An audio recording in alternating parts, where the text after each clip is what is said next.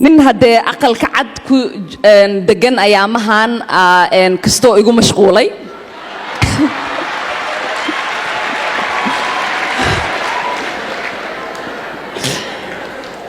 wiligiis wuxuu arki jiray dad uu iska baabacsado marka miskiinta qaxooti ah oo madow oo muslimad ah wuxuu isdhahay waa baabacsan kartaa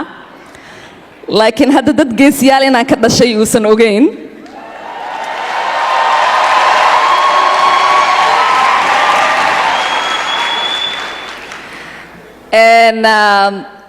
ayaan dhaweyto Iowa aan joogay odaya wuxuu yiri Ilhaaney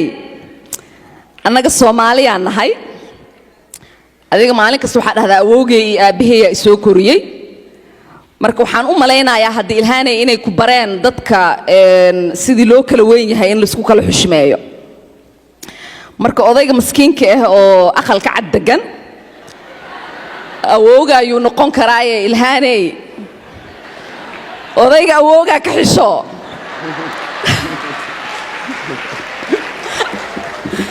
marka waxaan dhahay adeer waa runta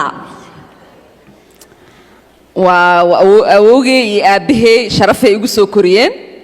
way i bareen dadka iga weyn inaan xushmeeyo laakiin markaan yaraay waxaan xasuustaa waxaa la dhihi jiray ciyaalka ka yar ha isku kaftan barin marka hadda ninkaan hadduu garan waayo aniga inaan ka yarahay aniga asiga meelaan ku soo kala haraynaa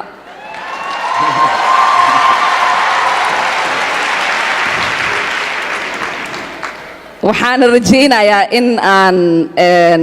wixii aan horseed u noqday aan ku guuleysano oo hadda aqalka cad aan ka burino odaygan mar dhow soo duceeya